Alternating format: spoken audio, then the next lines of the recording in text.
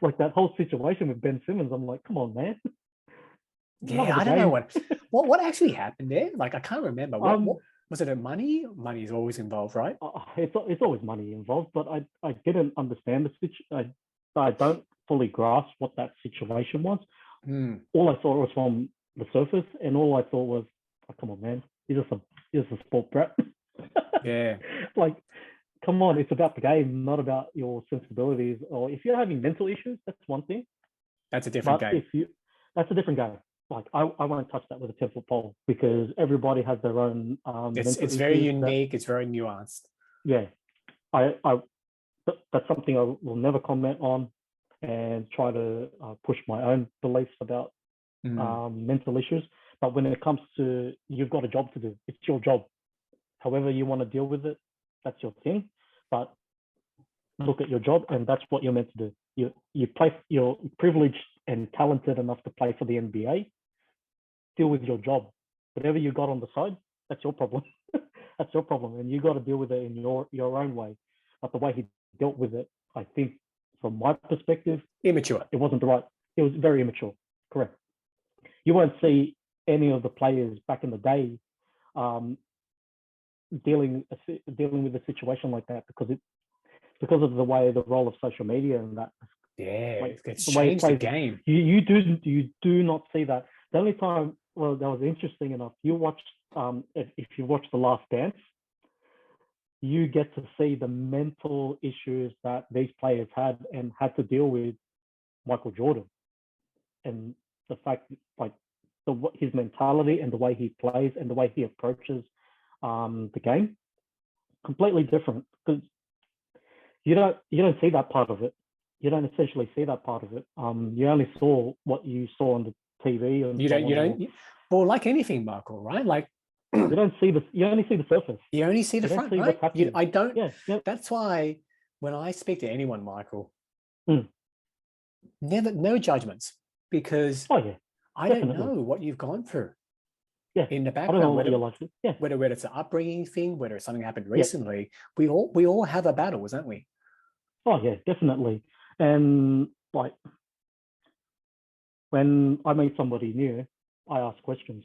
I don't tell nothing about myself. I try not to Mm. tell nothing. All I do is listen and try to try and see what their story is, and try to. I think that's the See their empathetic point of side view. of. Yeah, I always try to see their point of view, and if that doesn't align with the way I see things, and yeah, that's fine, because you essentially you are your own person. You have your own sense of belief, your own sense of thinking, and just like what we talked about earlier, I if can't force you to do I X, can't Y, force Z. you, I can't force you. And when you deal with it, like, say for example, a workplace environment where you've got people thinking in a particular way and it's not the same as yours and your values and the way you've been brought up, there will be clashes. And been there, done that, and I've had to not not step down, but more try to see it from their point of view and try to come to some form of acceptance. Okay, It takes a lot of this, humility to do that, yeah, Michael. yeah. So that's my approach to the way I conduct myself and the way I do things. Mm. Um, the only thing I try to do is help and try to kind of do that whole inception thing where you know that your idea, deep down in your core, you know that you are correct, but you try to steer them to ensure that it's their idea, not your idea, their idea. Mm. And you try to, I wouldn't say manipulate. It's more, okay, how can Guide I, yeah, how can I put this so that it's in a way um, that you understand. you understand?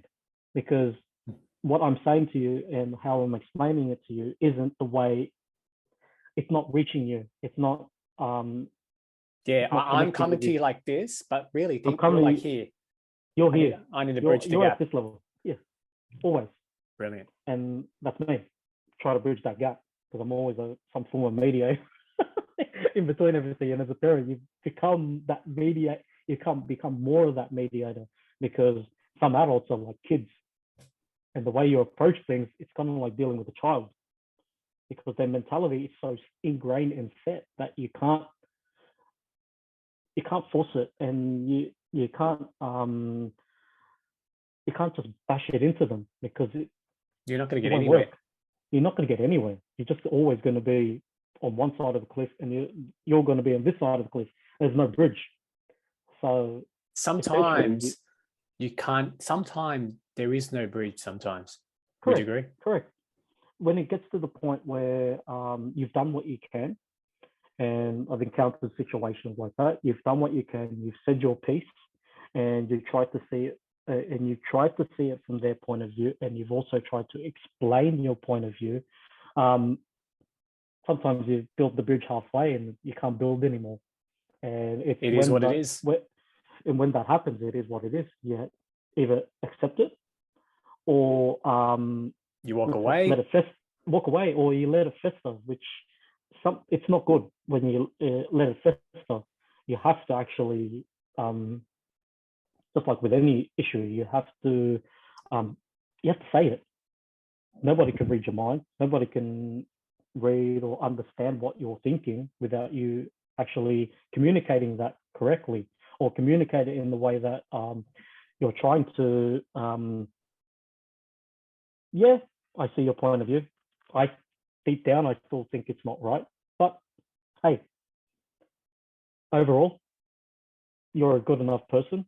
You're not doing anything bad from it. You're not just stabbing people or something like that. Like, put it badly, it's more values are different. What can you do? But how do you deal with people, Michael, who do not open to you? You just try to see things from their perspective and just listen. You always just listen. Mm-hmm. The more you listen, the more you'll learn. If you don't listen, if you're just talking, and not trying to see it from their perspective, then why should they even listen to what you're saying?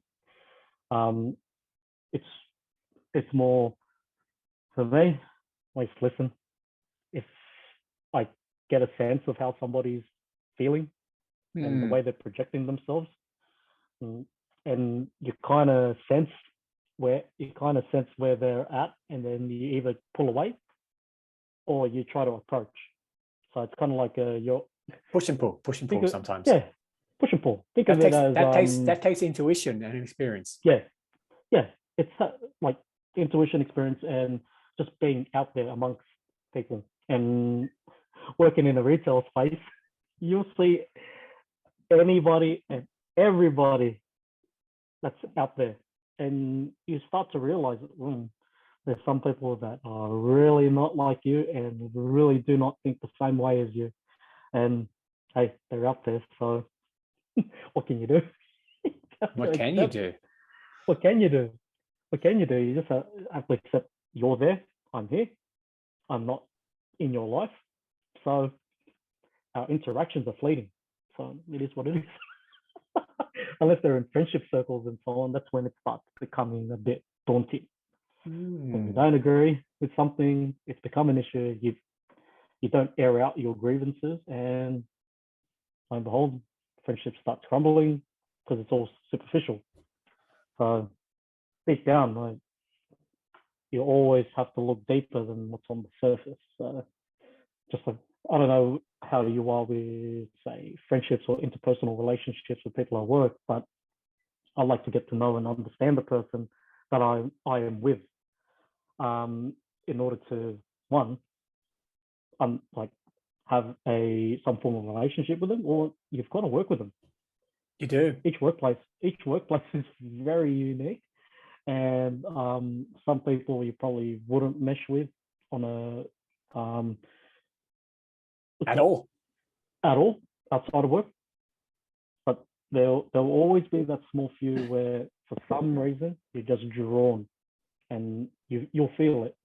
You know, when you want to explore or even build that relationship with them, when you have that small connections become multiple connections become bigger connections, And then all of a sudden,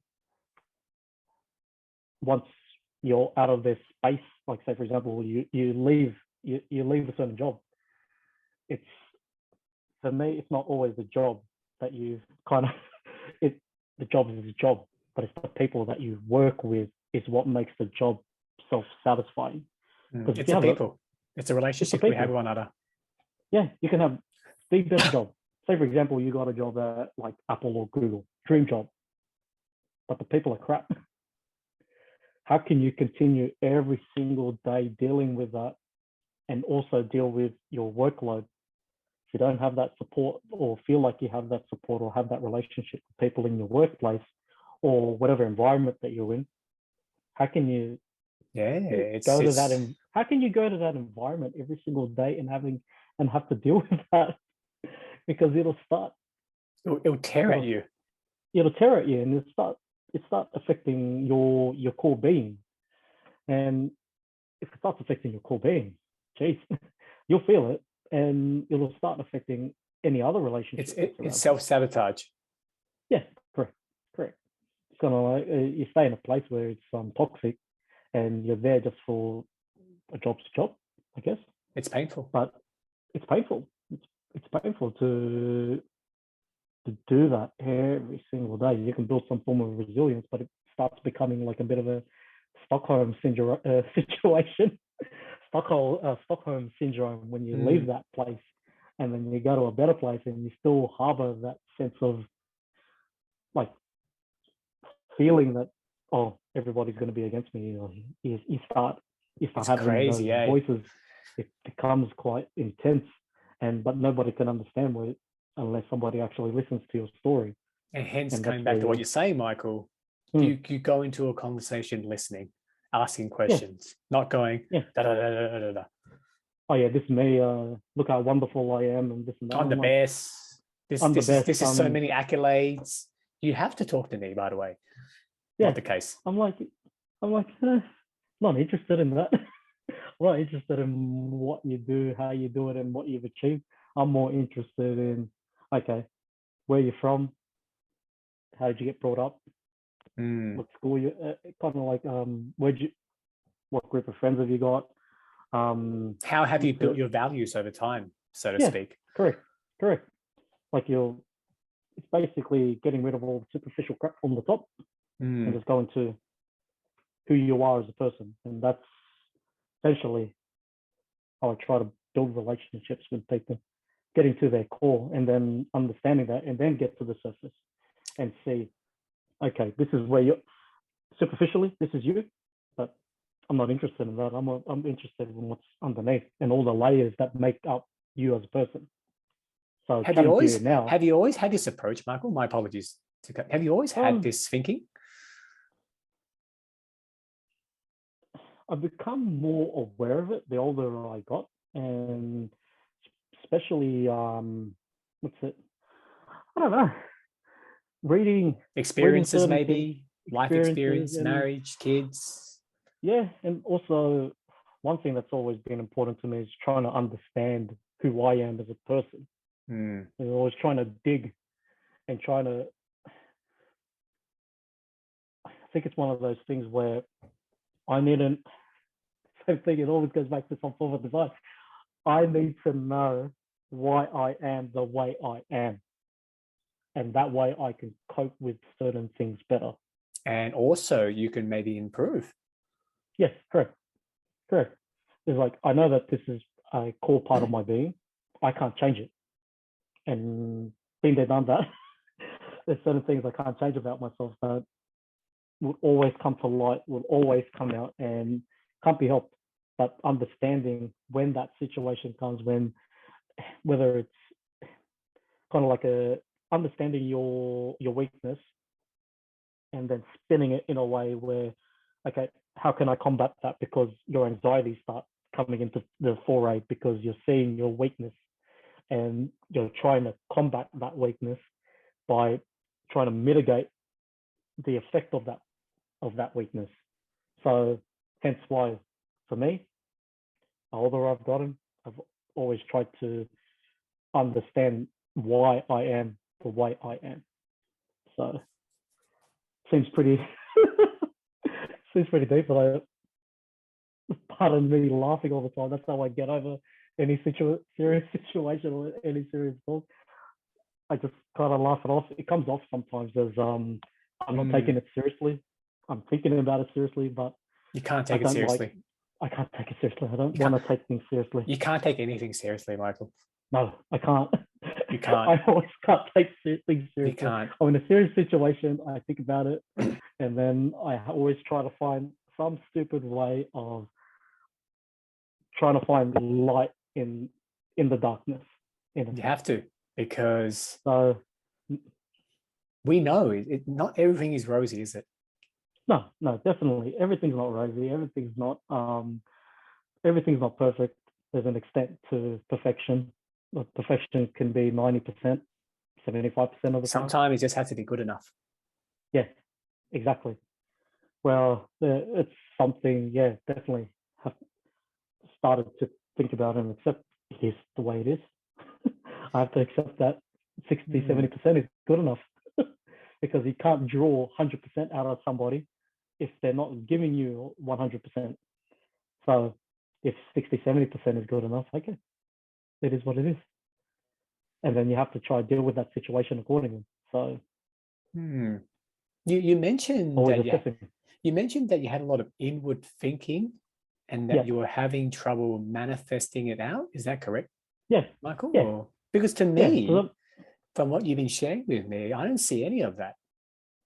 Oh, it's only throughout my more adult life where I can actually project what I'm thinking and what I'm trying to communicate. When I was younger, closed book. Yeah, nothing. Oh, mate. Well, we're all clueless, Michael. It's okay. Yeah, clueless. You don't understand yourself. No idea. No idea. I thought I was invincible. Yeah, exactly. You don't understand yourself in your 30s. You thought you can conquer the world. Yeah. But when the reality kind of hits, you're stuck in a school environment. You're there for what, 13 years of your life, and you're sheltered. You're stuck in that particular environment. You see the same people every day. You mingle with the same people, depending on how your relationship is with the friends that you have. And hey, it's comfortable. It's comfortable. As soon as you're out there, as soon as you finish your HSC or year 10 or whatever, you start looking for a job, or whether it's a part-time job, casual job, whatever it is, you start seeing the world in a different way because you're interacting with different people and you're thinking, well, you're a bit weird, or hey, calm down, calm your farm. Hopefully I didn't say anything to offend you or whatever. This is just my way of thinking. So the more of that I got exposed to, the more sensibilities I had in order to try to, one, always looking for answers in a way to understand myself. So I always look inward to go outward. So why is there a need for you to really understand yourself, Michael? Because you'll get in a place where you can't explain things. I need, as a person of curiosity, I need things explained. I need an answer to my questions. I need that answer to feel better about whatever I'm dealing with. I have no answer. You'll feel lost. I feel lost. It just wears away at me. It just wears me away. So in a true sense of things, I just want to reach a state where, hey, accept me. I'm going to accept myself for who I am, but I recognize when the parts of me that I don't like start coming out. Brain triggers. Hey, mate, you have to draw yourself in here because you're going in a place where you don't want to go. So it's that moment of consciousness that I'm always trying to see. Like sometimes, you react. Everybody reacts bad in certain situations because it could be emotionally charged, or you're at a breaking point. But You got to see things objectively sometimes. You can't let emotion kick in. Yeah, hence why I'm always looking inward to go outward. Interesting. Makes sense. You want to find yourself first, understand what's going on, and then you're going to project, and then you're going to react. Correct. That takes a lot of maturity. Yeah, but sometimes it comes off kind of. I think some situations I've been, it's come off as why aren't you responding? Or I'm like, well, thinking about it. I'm thinking about it. You put me in a place where I don't want to respond to you out of emotion and out of spite.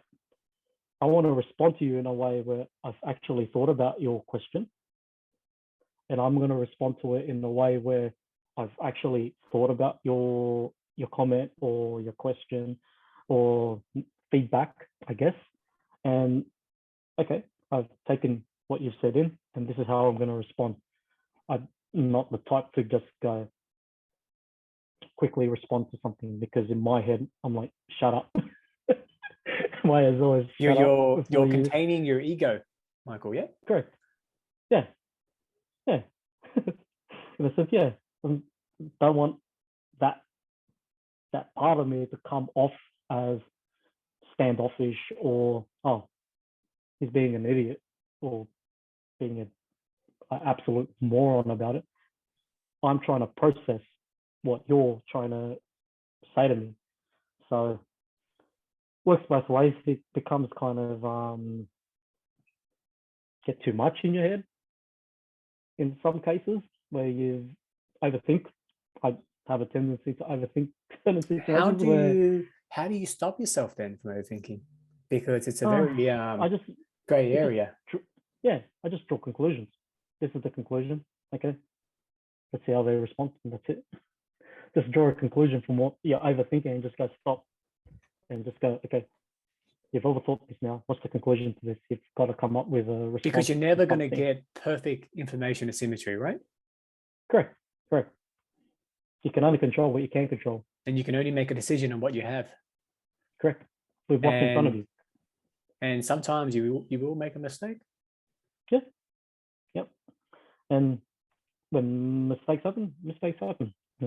What's it? The only thing you can do is just keep pushing forward. Stop trying to you always have a 20/20 hindsight. You'll always have 20/20 hindsight. Always. It's perfectly clear. It's perfectly clear after the fact. It's always after the fact. Always. If you learn from that, yeah. If you don't learn, you just keep repeating. Hence why. So be it. It's your choice. Your choice. So always try to look outward to go look inward to go outward. That way I can just keep pushing forward. That's my approach. Wow. You do know we've spoken for over an hour, buddy. Have we? Jeez. Crazy, eh? Oh. Once again, Michael, for someone who didn't think they were interesting, this has been one of the most enjoyable conversations I've had so far, mate. Oh, thank you. Well, that's it.